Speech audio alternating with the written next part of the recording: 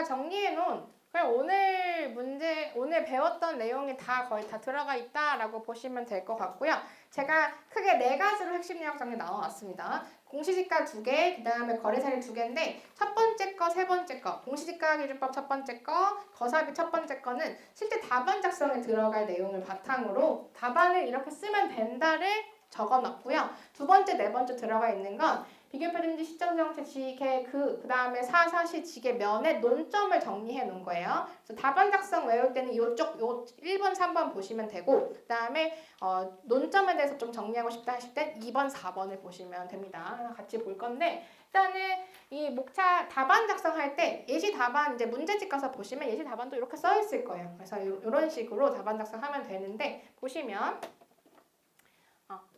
여기에 비교표준지 선정은 보통 이렇게 풀 목차가 3단계로 이루어져 있습니다. 선정 기준, 그 다음에 선정, 그리고 안 쓴 거 왜 배제했는지 3단계로 이루어지고요.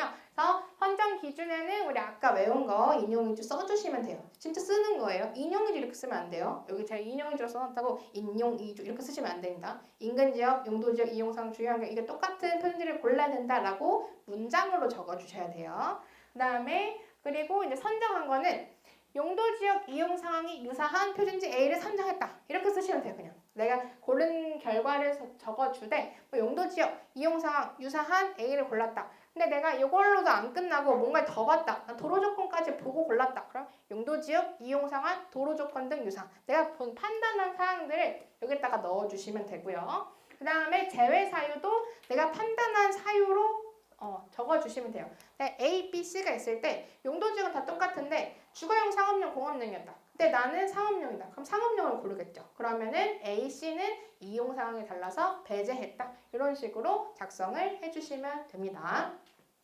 그 다음에 이제 조금 크게 볼게요. 그 다음 시점 수정치. 시점 수정치 아까 우리 산정하는 방법은 봤죠. 누계치가 있으면 누계치에서부터 그 해당 월 그리고 연장 사정하는 것까지. 그래서 답안 작성하실 때는 내가 판단한 사항은 무조건 다 답안에 들어가 있어야 돼요. 내가 만약에 지가 변동률이 그냥 딱 A구 상업지역권만 있었다면 이건 내가 판단한 게 아니죠. 그럼 그때는 안 써주셔도 돼요.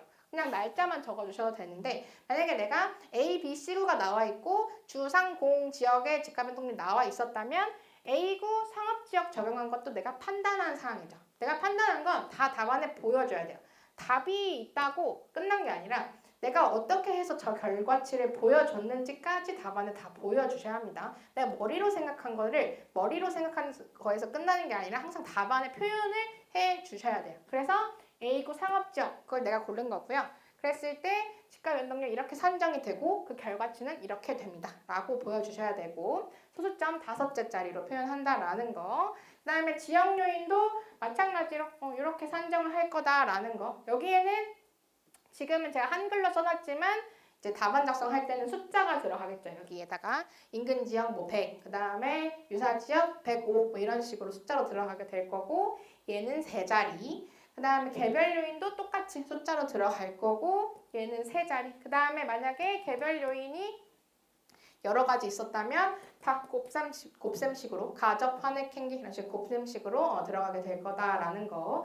그리고 그 밖의 요인 보정치는 제가 아까 말씀드린 대로 지금 이 방법으로 들어가 있어요. 분모의 표준지 곱하기 시점 수정으로 들어가 있는 거. 그래서 이거는 이제 여러 번 하다 보면 암기사항이 아니겠지만 처음에는 조금 어느 정도 이렇게 한다라고 암기를 하셔야지 문제가 좀 빨리빨리 풀릴 거예요. 너무 암기를 다 무조건 이해하고 한다라고 미루지 마시고 할 건 하고 그 다음에 이건 무조건 이해를 해야 암기해야 되는 건 그렇게 미루고 그런 식으로 하셔야지 다 밀어버리면 나중에 암기만 하다가 막 연말이 돼요. 그러면 안 되니까 암기할 건 지금부터 조금씩 암기를 하고 가시고 그 다음에 여기 2자리인데 얘만 버림이었죠. 다른 건 다 반올림이었는데 그리고 이제 시상가액은 다 곱해서 산정하되 10세 만두로 표기한다. 그래서 여기 XXX에 0000이죠. 나머지는 다 유효 숫자 3자리로 표기를 해주셔야 되고요. 그래서 공시지가 표준법 논점 정리 한번 다시 보자라면 아까 그 표준지부터 그 다음에 시상가액까지 그 순서대로 산식은 들어갈 텐데 각각의 논점 다시 한번 정리를 해볼게요. 일단 인용위주 암기를 해야 된다라는 건 똑같고 선정할 때는 아까 말씀드린 대로 인용이 주이지만 거기서 끝나지 않는다면 주의환경, 도로 조건, 면적 등 다양한 요인을 고려해서 가장 유사한 거를 골라줘야 된다라는 거 기억해 주시고, 그다음에 제외사유. 제외사유도 내가 왜 이거를 배제했는지를 기준으로 서술을 해주시면 돼요. 여기서도 막 용도지역 이용상황, 주의환경 달라서 이런 식으로 쓰는 게 아니라 내가 진짜 배제한 이유, 그걸 하나 들어가지고 써주시면 되고, 그다음에 시점 수정. 시점 수정은 아까도 계속 말씀드린 대로 비교 표준지, 그다음에 시군구, 용도 지역별 이렇게 정리를 해야 된다라는 거. 정말 저 세 가지 키워드만 좀 암기를 해주시면 되겠죠. 비교 표준지가 속하는 시군구의 용도 지역별이다. 이렇게 정리를 해주시면 되고요. 지역 요인도 중요했던 거 시점. 다 기준 시점 기준으로 비교를 한다라는 거. 그리고 표사라고 되어 있는데 표준적 사용이라고 해서 그 지역의 가격 수준이라는 얘기입니다. 그래서 대상과 표준지 자체를 비교하는 게 아니라 지역적인 가격 수준을 비교하는 게 지역 요인 비교치였다라는 거. 그리고 얘도 셋째 자리까지 표기. 개별 요인은 기준 시점과 공시 기준일, 얘만 공시 기준일 또는 사례는 사례 거래 시점이었다라는 거 기억해 주셔야 되고요. 얘도 셋째 자리까지 표기를 한다라는 거 쟁점 정리하시고, 그 밖의 요인 보정. 그 밖의 요인 보정치는 일단 선정하는 데 있어요. 평가 선례를 거의 많이 쓰지만 정 없으면 거래 사례로 하기도 합니다. 거래 사례로 그 밖의 요인 보정도 하기도 해요. 거래 사례 들어가 있다 이상한 거 아닙니다. 거래 사례로도 할 수 있다라는 거. 근데 평가 선례가 있으면 평가 선례로 한다. 어쨌든 선정을 해서, 근데 같은 목적으로 평가한 거를 평가 선례를 고를 거면 같은 목적으로 거래한 걸 골라줘야 되고, 그리고 뭐랑 유사한지는 표준지와 유사한 것을 골라야 된다. 대상이 아니라 표준지와의 유사성을 보고 골라야 된다라는 거. 그 다음에 버림해서 둘째 자리. 얘만 버림. 이거 많이 틀려요, 처음에는. 그래서 버림해서 수점 둘째 자리라는 거 반드시 기억해 주시고, 이제 나머지는 다 곱해서 단가를 산정하고 거기다가 면적을 곱한다. 그때 요거 10세 만두, 10만 단위 이상은 3자리, 10,000원 단위 이하는 2자리로 표기한다라는 거 기억을 해주시면 좋을 것 같습니다. 이거 반드시 지켜주세요. 10세 만두는. 그래서 이렇게 하시면 되고, 그 다음에 이제 거사비. 거래사례 비교법이고요.